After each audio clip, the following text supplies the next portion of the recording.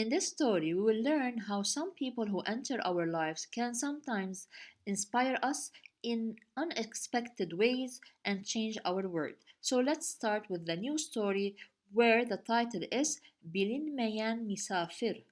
Bilinmeyen misafir means unknown guest. So misafir means guest, bilinmeyen unknown. These are some words that passed in the story. Let's start. Beklenmedik, unexpected, as the title of the story. Başladı, started, from başlamak, to start. The is the past. We talked about these, the why they come here in previous stories. Çaldı, rang, from çalmak. And by the way, çalmak, the infinitive form, means two things, either to steal or to ring. But here in our story, çaldı means rang in the past. Görünüyordu means seemed. He seemed like a certain situation. So it will pass in the story and you know what we mean. Kaybettim, I lost. From kaybetmek. Kaybetmek, the infinitive form, that ti is the past and the m represents I. So I lost. Arıyordum, I was looking. Or also it's from aramak, to look or to search. This is how we can say it. Arıyordum, I was looking. So arıyor, as in the previous stories, it's the şimdiki zaman, the present continuous tense. The do is the past and the m represents I. Davet etti means invited. In the past, from davet etmek, which is to invite, ti is the past. And you notice that some verbs come with etmek in the infinitive form because these are helping words. It helps the verb, and most of the times that word is not from a Turkish origin, it's from an Arabic, it's, or let's say it's an Arabic word. That's why we put next to it the helping verb etmek, like here kayb. This is originally an Arabic word. Zorunda kaldı, had to stay. So zorunda means had, forced. Kalmak, to stay, kaldı in the past. Konuştular, they spoke. From konuşmak, to speak. Tu is the past. Lar means or represents they. And we said also in the past that when we have some letters, some of the letters, we put t and not d. So like the sh here. Keşfetmek means to discover. Keşfetmek, also keşf, it's an Arabic word. That's why we put a helping verb, which is etmek. This is an infinitive form, to discover. Now we start with our story. We said the title. Let's start with the first sentence. Bir yaz akşamı Ahmet'in evine beklenmedik bir misafir geldi. The meaning of the sentence: one summer evening, an unexpected guest came to Ahmet's house.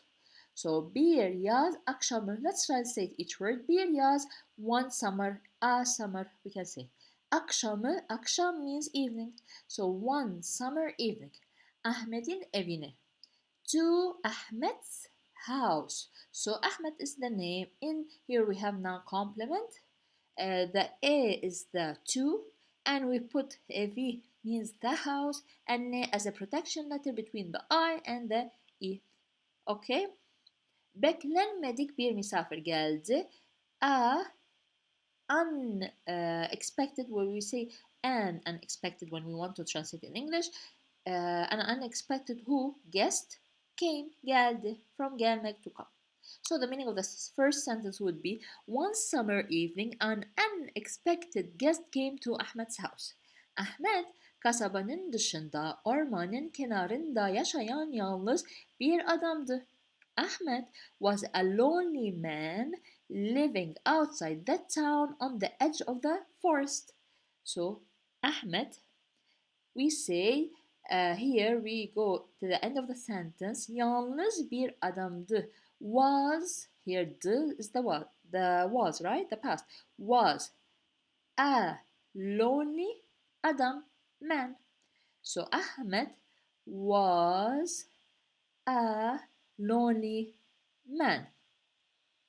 Okay, we continue the meaning of the sentence. Living outside the town. Ormanın, where is ormanın? Dışında. So kasabanın dışında means dışında, outside. Kasab Kasaba means town.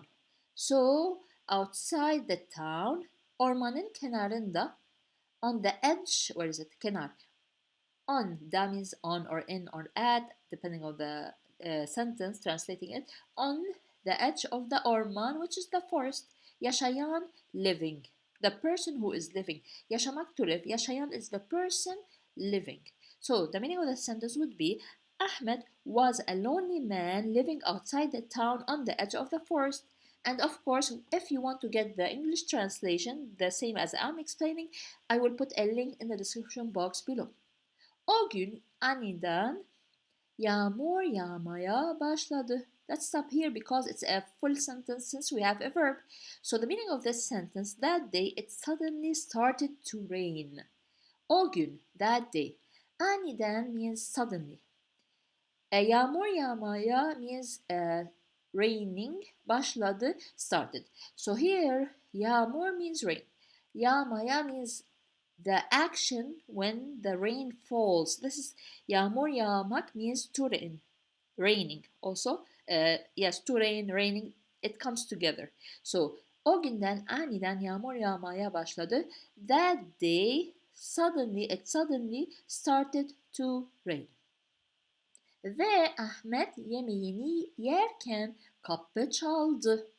And while Ahmed was eating his meal, the doorbell rang. Yerken, ye, eat. From yemek, to eat. So the R is the geniş zaman. He was eating at that time. Can, while Ahmed was eating his food. Yemek, we said it's food. Yemeği, his food. Yemeğini. Here we put I at the end depending on the verb. This is of course grammar. You have to learn that. Also, I have full explanations of all the levels of grammar. I will put them also in the description box below. So, while Ahmed was eating his food, kapı çaldı, the door rang. Okay, the door means kapı means door, çaldı, it passed in the first slide, which means it rang. Kapıyı açtığında karşısında ıslanmış bir yabancı buldu. The meaning of this sentence, when he opened the door, he found a soaked stranger in front of him. Let's explain. Kapıyı, the door, y as a protection letter because is part of the sentence. We put y as a protection letter. Kapıyı, the door. Açtığında, also a grammar means when or while or when he opened aç. When he opened the door, karşısında means in front of him, facing him. Islanmış means it means wet. So that person was all wet with water because of the rain. Islanmış. Bir yabancı, a stranger, buldu, he found. So when he opened the door, he found let's say a soaked stranger in front of him, maybe let's say a wet stranger in front of him. Dağınık saçlı ve solgun yüzlü, yüzlü yabancı oldukça yorgun görünüyordu. The stranger was, or let's say the stranger had messed her, dağınık, messed, it's not good, it's not straight, let's say, and pale face, looked very tired. So the stranger had messed her and pale faced, oldukça yorgun görünüyordu, he looked very tired. Oldukça very, here it means very, like çok. Yorgun means tired, görünüyordu, he looked. He seemed, also it passed in the first slide. Merhaba, hello, dedi yabancı, said the stranger. So the stranger said hello. Benim adım Cem. My name is Cem.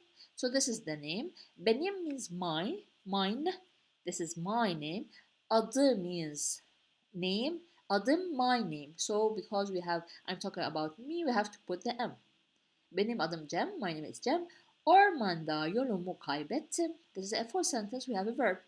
I lost, where is it? Kaybettim, yes. I lost my way in the forest. Ormanda in the forest. Yol means way or road. Yolumu, my way, my road. We don't say my road, we say my way. I lost my way in the forest. Ve sığınacak bir yer arıyordum. And I am looking for a shelter. So bir yer, a place. Arıyordum, I am searching, I am looking. Okay, past also. Sığınacak, like a place to like a shelter. I want a place to stay in, which is a shelter. Let's say the meaning of the whole sentence. My name is Jem. I got lost in the forest and I am looking for a shelter. Ahmet yabancının durumuna üzüldü. Ahmed felt sorry for the stranger's situation. So Ahmed yabancının durumuna. Here the situation of the stranger. Now complement. That's why we add all these things at the end. So now complement. We say the situation of the stranger. Üzüldü was or sad or felt sorry. So Ahmed felt sorry for the situation of the stranger. Ve onu içeri davet etti. And he invited him in. And he invited him. Okay, him, onu. And he invited him inside içeri. Yabancı teşekkür ederek oturdu. Full sentence because we have a verb. The stranger sat thanking him. So ederek it's teşekkür etmek. Teşekkür etmek, to thank. Teşekkür ederek means he sat while thanking him. It also means by, yes, by. So the stranger sat by thanking him. We don't say that in English. Maybe we say the stranger thanked him and sat. This is how we translate, but this is the meaning. Ve sıcak bir çay istedi and wanted or asked for hot tea. Sıcak means hot. Bir çay, a tea. But we don't say ati. İstedi, he wanted. But here, for example, when you go to someone, let's say you go to a restaurant, you say çay istemek, or this term is used like you're ordering chai, tea, you want tea. So the meaning will be and ask for hot tea. Ahmet ona bir fincan çay verdi. Ahmet gave, vermek to give, verdi gave. So Ahmet gave a cup of tea to him, ona, to him. Fincan, yes we said cup, çay, tea. Ve hikayesini dinlemeye başladı and started listening to his story. Ve and hikaye means story. Hikayesi, his story, the story of the stranger, and and as a protection letter, and we have to put I because of the verb. This is grammar. He started to listen, dinlemeye, to listen to who? To his story. Cem uzun zamandır doğada yalnız yaşamayı tercih eden bir gezegenmiş. The meaning of this sentence is Cem had long been a wanderer who preferred to live alone in nature. So Cem uzun zamandır, for a long time, there here means for a long time, doğada, in nature, yalnız means alone, yaşamayı, to live, tercih eden, a person who prefers, so tercih etmek means to prefer. Tercih eden, the one who prefers. So he is a person who prefers what? To live alone in nature for a long time. Okay, bir gezegenmiş means a wanderer. So he doesn't have a stable place. Ormanda yürüyüş yaparken yolunu kaybetti. We can stop here because we have a verb. So it means this sentence, while walking in the forest he got lost.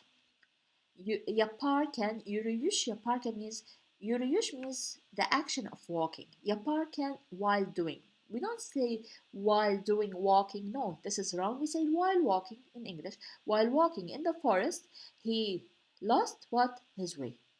Yol, we said it passed this word before. Ve hava koşulları nedeniyle Ahmet'in evine sığınmak zorunda kaldı. And had to take shelter in Ahmet's house because of the weather conditions. Ve and hava koşulları nedeniyle, because, nedeniyle means because of the weather conditions. Koşullar means conditions. So because of the weather conditions, Ahmet'in evine sığınmak zorunda kaldı. He had to take shelter. We said to take shelter in the house of Ahmed. Okay, ev means house, Ahmed'in zorunda kaldı. He had to do that. So we continue. İki adam uzun süre konuştular. The two men talked for a long time. So iki adam, two men, uzun, long, süre, period.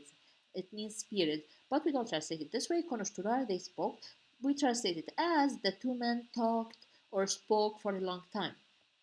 Ahmet Cem'in ona anlattığı maceralardan çok etkilendi. Ahmed was very impressed by the adventures Jim told him. So Ahmed was very impressed in what? In the adventures that he anlattı means he explained, he said. But when we translate it, we say Ahmed was very impressed by the adventures Jim explained or told him. Gece ilerledikçe Cem'in hikayeleri Ahmet'in ilham vermeye başladı.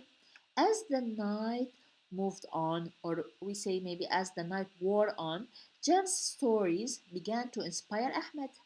So gece ilerledikçe. So gece means night.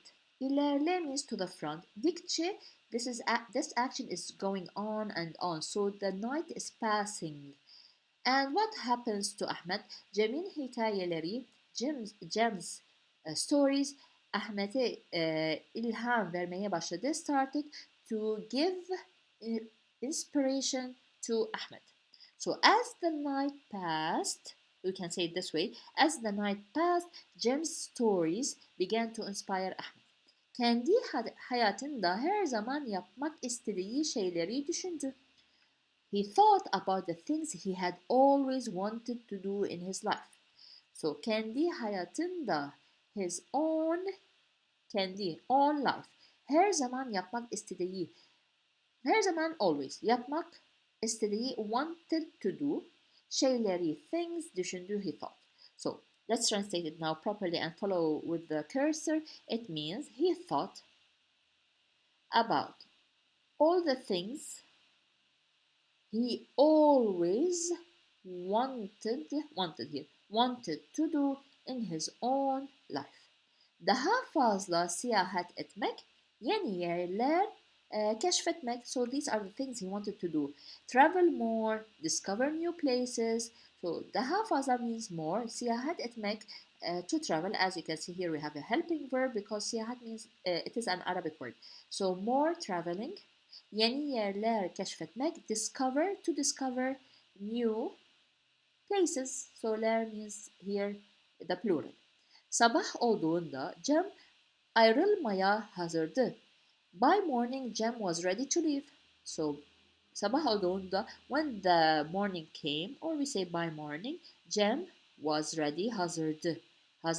Hazırlamak or hazırmak to be ready. Hazırdı was ready to leave, to separate from this place, but we say was ready to leave. Ahmet ona bir paket yiyecek ve biraz su verdi. Ahmed gave him a bag of food and some water. So Ahmed gave him a bag or packet if you want of food and a little bit of su, water. Cem ona teşekkür edip ormana geri döndü. Cem thanked him and went back to the forest. So Cem teşekkür edip thanked him here, and we'll talk about this it now. So he thanked him. Ormana, to the forest. Geri döndü, he went back. So geri means back. It gives that meaning. Döndü, he returned. So why do we have ip here? Also, it passed in several stories, but I will explain it again. Because we have two verbs, döndü and teşekkür etmek, right? Instead of saying Cem ona teşekkür etti ve ormana geri döndü, we just put the past in the second verb, and in the first verb we put ip and we remove the v. And so instead, if we don't have ip, it will be the following. Cem ona teşekkür etti ve ormana geri döndü. We remove the t of the etti and we remove the V and we replace it by if, but it means the same. He thanked him and he went back to the forest. Cem'in gelişi Ahmet'in hayatını değiştirdi. Cem's arrival had changed Ahmed's life. So Cem's arrival changed, değiştirmek, to change, değiştirdi, changed who's Ahmed's life. O günden sonra Ahmed, from that day Ahmed, what happened? Daha fazla macera yaşamaya karar verdi. He decided, from karar vermek, he decided to live more adventure and let's continue. Yeni yerlere seyahat etmeye başladı and started to travel to here to new places. So the last sentence will mean from that day on, Ahmed decided to have more adventures and began to travel to new places. And this is the story in English. Of course, if you want this story as a PDF file and the other stories in my channel, you can click on the link in the description box below. Don't forget to share it with your colleagues who are also learning Turkish.